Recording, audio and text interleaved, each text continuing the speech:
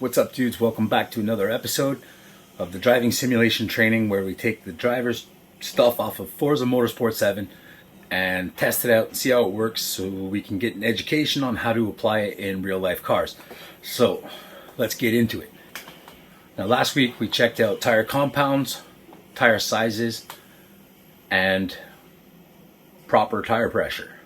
Check the replay. We got the information from that.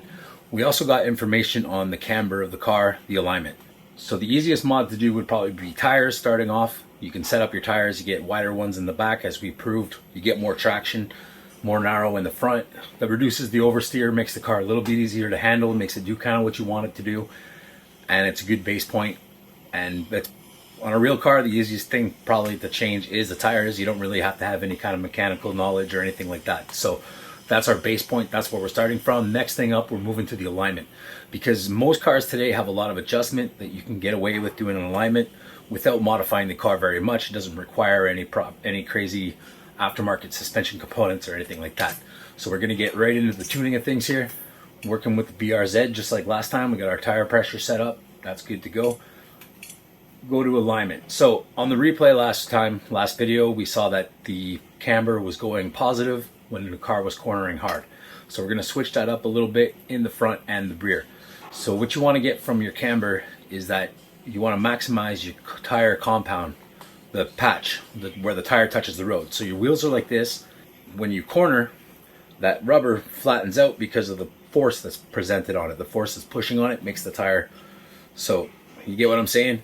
For the angle of your camber, how much angle the wheel is at, when it corners and the rubber gets pressed down into the road, you want to make that contact patch as big as you possibly can for the majority of your corners. So it's all about finding that balance again.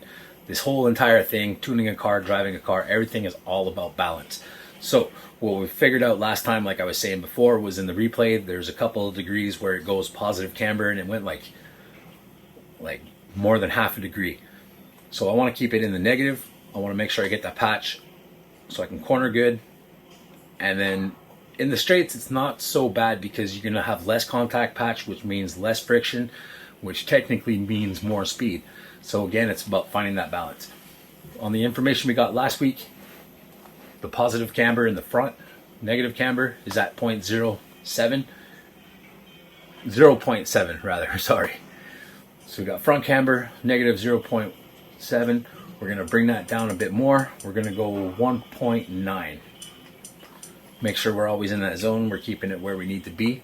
On the rear, same kind of concept. When the car's cornering and you want to accelerate out of the corner, you want to make sure you have contact on the road, you have traction, you can get up and go. So we want to make sure that that works out the same kind of way. In the straight, you want a bit more contact than you do in the front, because that's where your power is coming from, and you want to accelerate as soon as you can into the straight and get out there. So in the back, we're going to bring it down a little bit too. We're going to go from 0.5 to 1.1. Now maybe that's a little drastic, but we're going to try it out. We're going to figure it out. Let's talk about toe angle. Toe angle is, think of it like the front of your tires or your toes of your feet. So toe out, pointing your toes out. Toe in, you point your toes in. And it has various reactions with the car. So what's going on here is, say you're looking from above, toe out would be like this. Now when you go around the corner with the car, you're going around a radius, so that this side is going to go further than this side, and the angle on the outside is less steep than the angle on the inside. So most cars come stock toed out a little bit. So when you turn, the wheels follow that radius inside and out perfectly, reduces tire wear, makes the car easy to handle. That's why stock cars are like that. In the race car kind of setting application, the more you toe out, the more speed you're going to lose, because now you have friction between your two tires. They're not running straight anymore. They're actually fighting each other. So when you go toe out, not only is it fighting each other, but when you get into that corner, you're going to match the radius better. So the car will be a little less stable in the straights, but when you get into that corner and the car settles, you're going to have more stability. When you go toe in, it kind of has the opposite effect, where the tires are forcing the car to stay straight. And then when you get into the corner, because now your tires are fighting each other even more because of the radius of the corner, toe in makes it harder to control in the corner. Technically, toe out in the front, less stability in the straights, more stability in the corners. Toe in, More stability in the straight, less in the corners. For the front of this car, we're going to leave it straight. We're going for time here. We want it quick. The corners, I always seem to end up with a bit of a slip angle in the corner, which we'll get to. We'll explain later. That all comes with the tuning of everything else when it all comes together as one whole thing. So for now, we're leaving that straight. In the rear, because I want to be able to hook up in the corner and get it out, the opposite thing applies here. So if you toe in the rear, you get more stability in the straight, less in the corners. If you toe out, you get less in the straight, more in the corners. So what I'm going to do here is I'm going to toe in a little bit because I want to be able to hit the accelerator exiting the corner and really get out of the hole and take out of there. So front stays 0.0. The back, we're not going to go too far because, as I said before, when you do toe in or toe out, you scrub in speed. Let's bring it down to 0.2. Front caster. Now here's another one. This is a long part of the video where we're talking, but anyway, the front end caster angle is from the top of your shock to the contact on the road.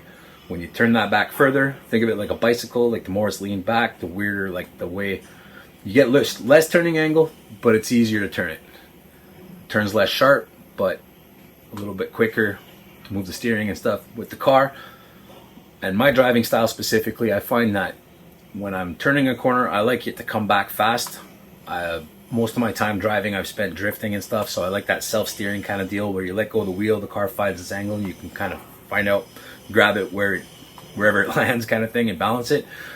So I'm going to set the caster super high on here. I'm going to max it out to 7 because I want that to come back quick, and that saves me a lot when I'm wiping out on the track or something. If I skid out, I know I can let go of the steering wheel, let it find its spot, I'll catch it, and then feel the weight of the steering and try to keep it from snapping. When it snaps, you see what I mean? Like the car will kick across the other side of the screen or the other side of the track. It'll just snap back and forth the steering. So you want to hold a bit of weight on there to balance that out really good. So I don't know if that makes any sense, but what I'm saying is that I have it set up so that if I spin out, I let go of the steering wheel will react with the car. There's also some other tunings I did for the steering wheel. Maybe I showed you that in another video or showed you one before. But anyway, getting into it, I want it to kind of handle like a drift car so I can catch the mistakes and make up for them. So that's our tuning setup we have in the alignment. And that's all set. We're going to apply that to the car. Now we're going to go take a run at Watkins Glen because that seems to be the track, like I mentioned before, the Group D guys, that's where we always end up playing around and racing each other, and it's sort of a benchmark place now. So racing on this track will really give me an idea of how the car's handling, what it's doing, and I can really find the difference. That's the importance of a home course. We'll probably talk about that in a later video also, but let's see what this thing can do with the proper alignment. The last time I think we ran 207, something like that.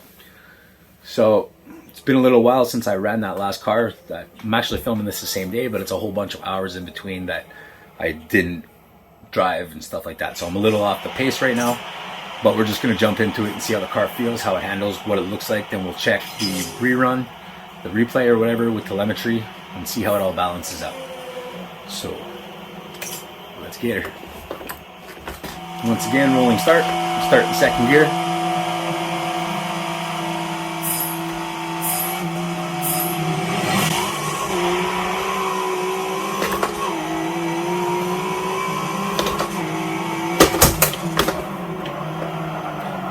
My braking and turning was a little late there. 207 was the last time. We're coming up to the finish line now. We'll blast through and see how we did. 206. A little quicker. Got like almost a second, or matched it or got a second. One or the other. And it was a clean lap too, no penalty. So now we're going to watch the replay. Going to get out to this right here. Tells us our camber and our tire temperatures. Watch the front end where the weight is.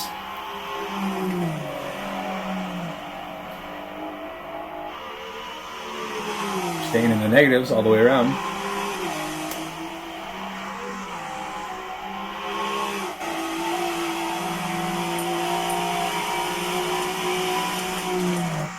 Go to game camera. so that you know which side of the car the weight is on. So here you check the right side. Here you check the left. We get our camber getting down to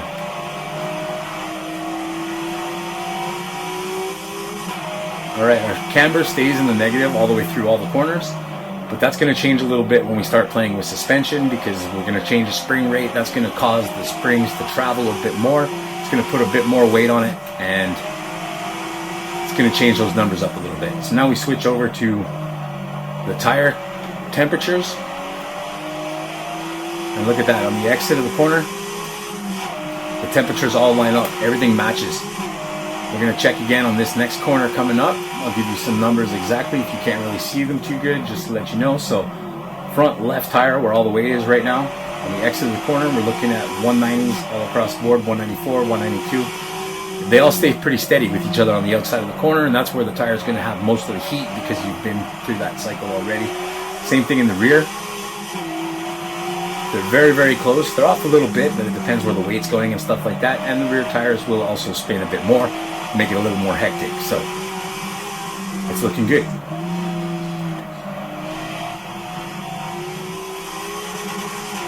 So that concludes today's video of tuning. We got a little bit of alignment. I don't know if I should explain that a bit more, what each thing does, but I hope you guys get a good idea. As you can see, the setup was kind of an educated guess, but I was able to make it work. And,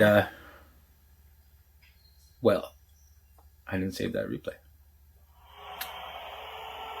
Whoops. So I'm going to do another quick run just to show you guys how the... Anyway, I was going to throw a replay into the video earlier when I was doing one of those runs, but now we're just going to go with it. I forgot to save it and everything. So I hope this video helped you guys out. Thanks for watching. Thanks for tuning in.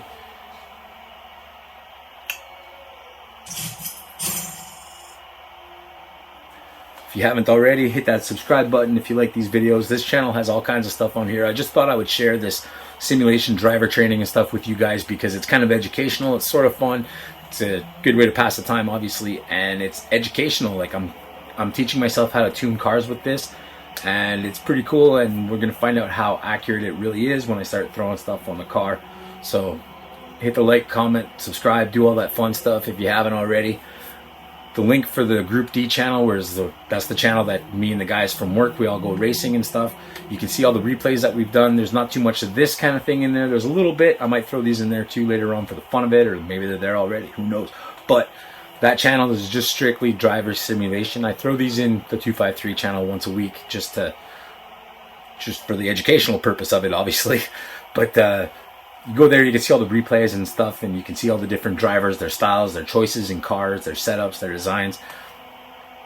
Enjoy. So this is Project 253 in association with Group D Simulation Training Driving.